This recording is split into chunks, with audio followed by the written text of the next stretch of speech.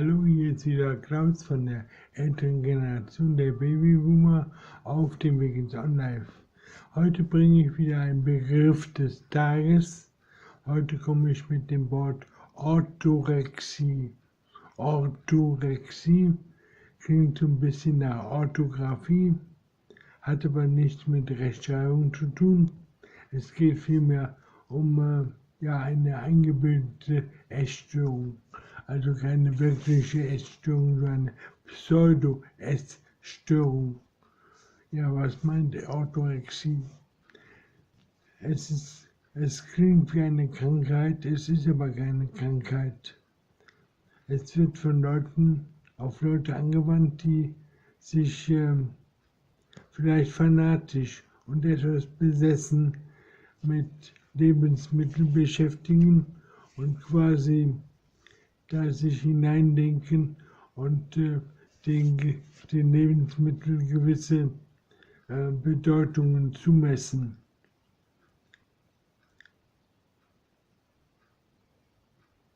Ja, gut. Ja, jetzt wechseln wir mal zur Wikipedia.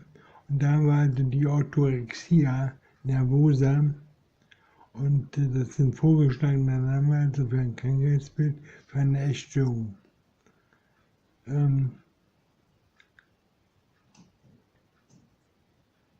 Also eine ausgeprägte Fixierung auf die Auswahl von gesundem und der Vermeidung von ungesundem Essen verstanden.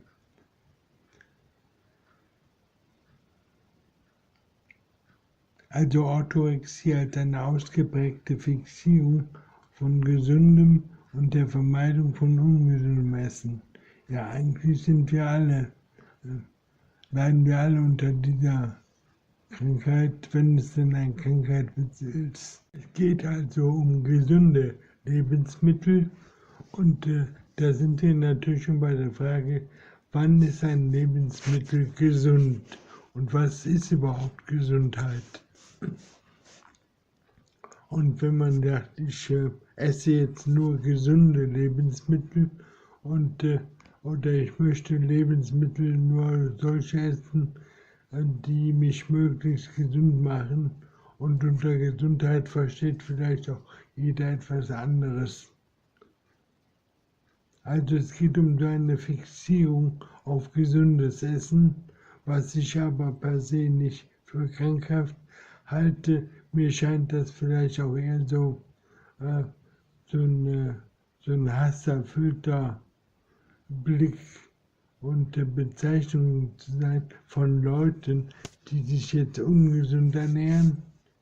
Also viel Fett und viel Alkohol und viel Fleisch und was sonst noch alles ungesund ist und das in sich hineinschlingen und dabei genau wissen, dass das natürlich ungesund ist, und dann den Gesundheitsaposteln, die sie so sehen, dem möchten sie dann natürlich auch so einen Begriff an den Kopf werfen, wenn sie deren mitleidige Blicke sehen, und darauf bezeichnen sie die also dann als, dass sie eine Krankheit hätten, die Orthorexie.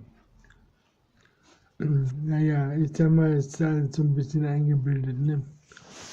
Man kann ja nicht genau sagen, was Krankheit ist und was gesund macht und ob Essen jetzt zu Gesundheit führt oder nicht. Es gibt da verschiedene Studien von Leuten, die da bei den Naturvölkern, die ja angeblich keine Krankheiten haben und keinen Bluthochdruck und so weiter.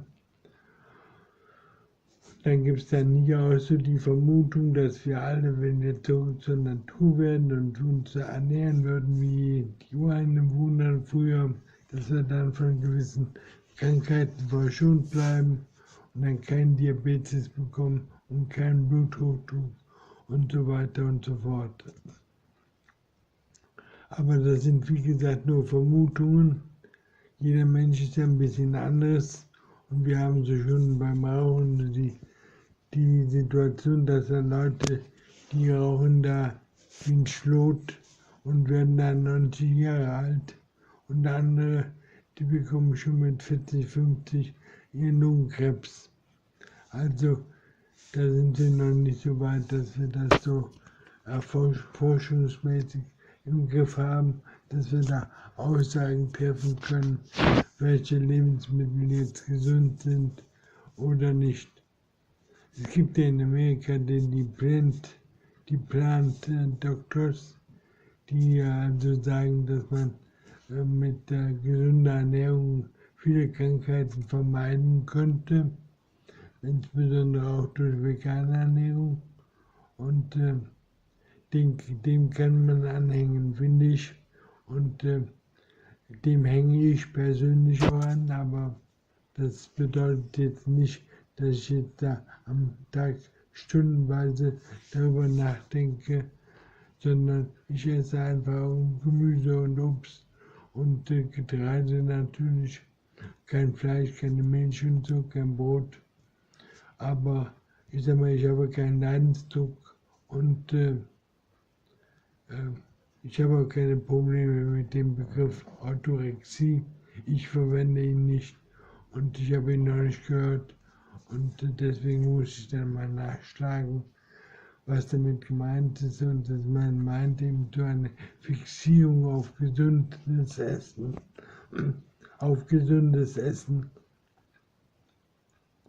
und das kann man natürlich intensiv betreiben oder auch so ein bisschen sich da vielleicht hineingeheimnissen.